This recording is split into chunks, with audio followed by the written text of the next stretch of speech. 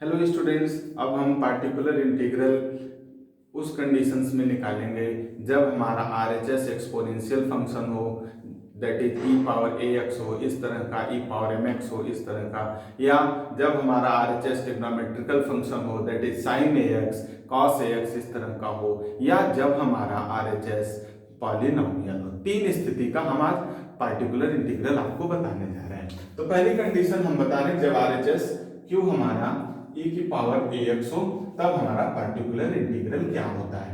तो अगर हम लोग इसको डिफरेंशिएट करें एक बार तो a e की पावर ax होगा, दो बार करें तो e की पावर ax, ये a square e to the power ax होगा। ऐसे जब हम लोग n बार करेंगे तो यहाँ a की पावर n e की पावर ax मिलेगा। तो हम लोगों ने क्या देखा, f of d e to the power ax is equal to f of a e to the power ax। अब हम लोग f ऑफ d से डिवाइड कर देंगे बोथ साइड्स, तो हमको मिलेगा 1 upon f of d e to the power ax is equal to 1 upon f of a e to the power ax। यहाँ provided f of a does not equal to 0। ये particular integral है जब RHS हमारा exponential function हो, और conditions तब होगी जब f ऑफ a 0 ना हो। जब 0 होगा तब हम लोग और फार्मूला अप्लाई करेंगे दूसरा।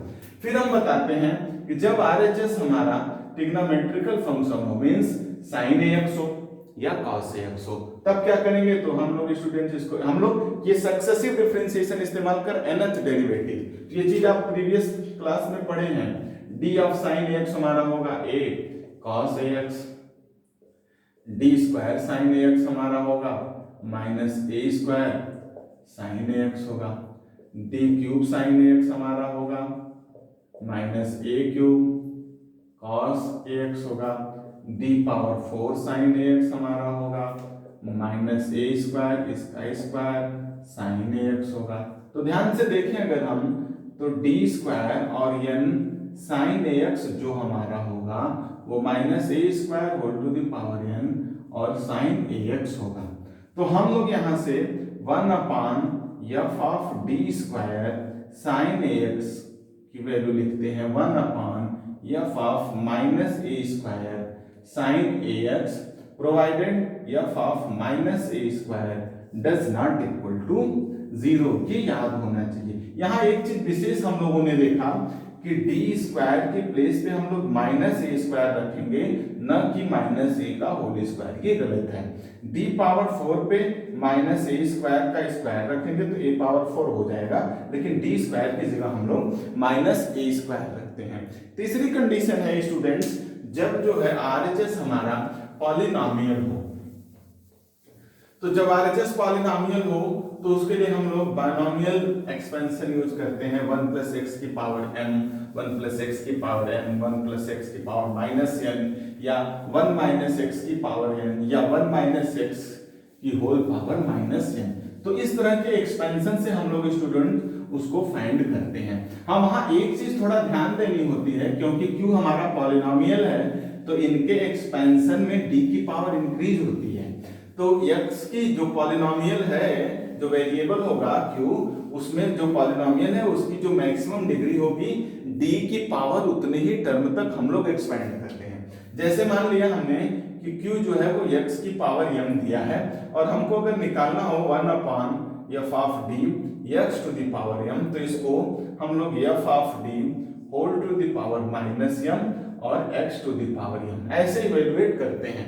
अब इसके एक्सपेंशन में हम लोग ये ध्यान में रखते हैं कि ये जो d का एक्सपेंशन होता है वो ऐसा dx की पावर m इतने तक d की पावर m तक एक्सपेंड करते हैं, उसके बाद में। जैसे मान लिया अगर f ऑफ d की जगह दिया हो, मान लिया हम लोगों ने कि d प्लस a और x स्क्वायर दिया, ऐसे समझ लें हम लोग, तो इसको हम लोग लिखते हैं 1 upon a plus d x square, या यहाँ से a कॉमन करेंगे, a तो ये हुआ 1 plus d upon a x square, फिर ये हुआ a 1 minus d by 1 plus d by a whole to the power minus 1 और x स्क्वायर। अब जब इसका एक्सपेंशन करेंगे हम लोग तो सेकंड स्टेप तक d स्क्वायर तक, जैसे a 1 minus d upon a और माइनस 1 होता है ना, n माइनस 1 ना, तो प्लस माइनस 1 -1 अपान फैक्टोरियल 2, तो ये होता है d² अपान a², ऐसे चलता जाएगा। लेकिन हम लोग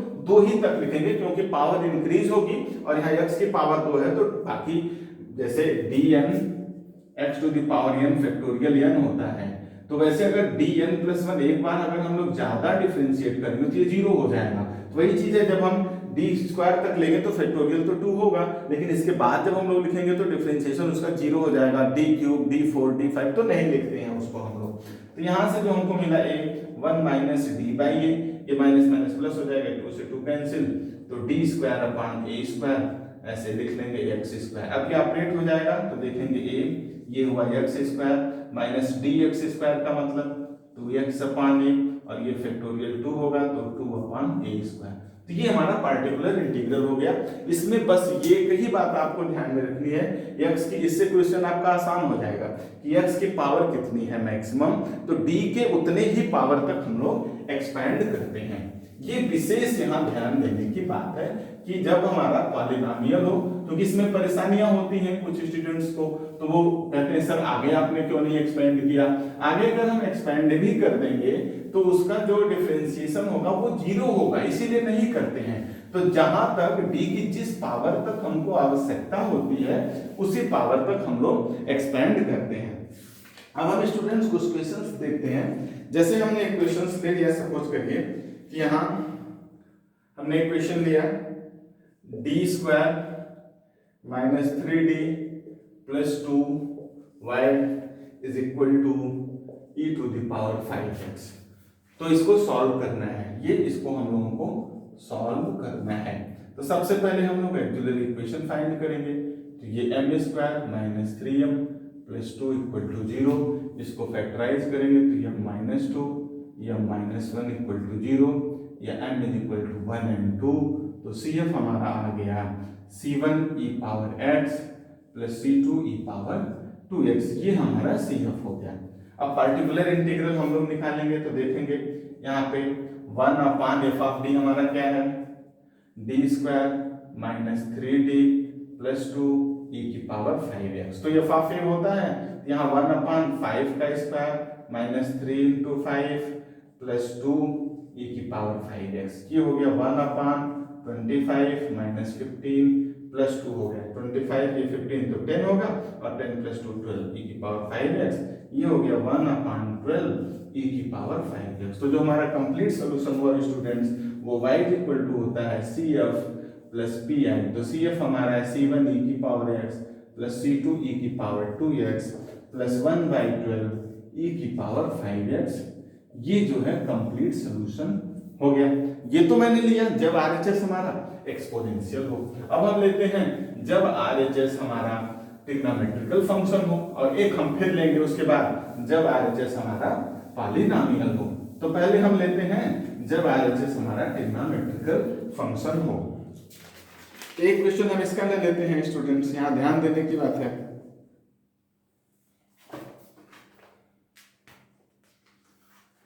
जैसे हमने दे दिया एक क्वेश्चन यहाँ पे d² upon dx² plus 9y is equal to cos 2x 9y cos 2x plus sin 2x, ऐसे लिखा गया।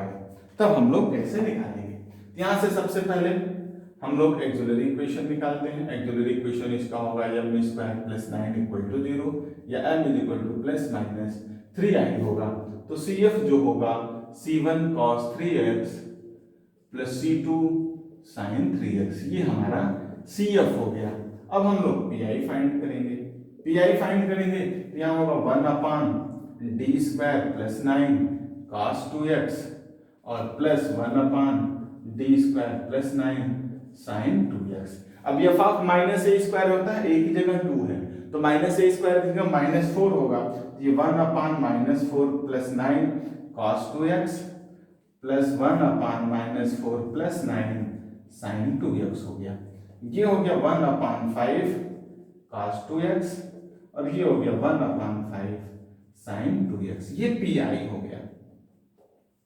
अब हम लोग कंप्लीट सोल्यूशन लिख लेंगे। y is equal to CF plus PI, तो CF है C1 cos 3x plus C2 sine 3x plus 1/5 cos 2x plus sine 2x। ये कंप्लीट इसका सोल्यूशन हो गया। अब एक हम पॉलिनोमियल पर बताते हैं जो कि विशेष जानना जरूरी है, क्योंकि उसी में बच्चों को कंफ्यूजन होती है कि सर ऐसा कैसे हो गया। अब हम एक बताएंगे, जब RHS हमारा पॉलिनोमियल हो, यही तीन मैंने आज बताया भी, तो इन्हीं तीनों पर एक एक क्वेश्चन हम बताते हैं। बाकी क्वेश्चन जो आपको नहीं आएंगे वो आप पूछ सकते हैं।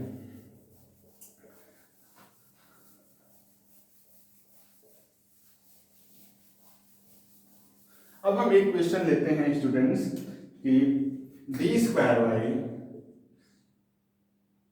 - 4y = x²। तो इसको हम लोग लिख सकते हैं d² - 4y = x²। तो ये तीसरा क्वेश्चन है, एक्सिलरी इक्वेशन बनाएंगे हम लोग, तो m² - 4 = 0 या m = ±2। तो CF हमारा होगा C1e⁻²x प्लस C2e⁻−2x होगा। अब हम लोग PI निकालेंगे, ये विशेष ध्यान देना स्टूडेंट्स कि हम लोग PI कैसे निकालेंगे। यहाँ पे ये 1/d² - 4x² है, तो हमको 1 + x⁻n या 1 - x⁻n इस तरह से बनाना पड़ता है। तो इसमें से हम लोग क्या करेंगे, -4 को कॉमन करेंगे, ये 1 - d²/4 होगा, ये x² होगा।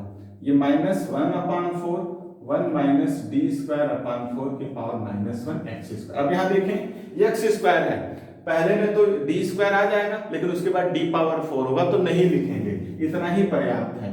-1/4 1 + d²/4 और x²।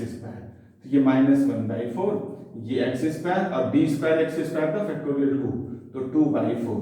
तो PI जो हमारा मिला वो -1/4 x² प्लस 1/2 मिला।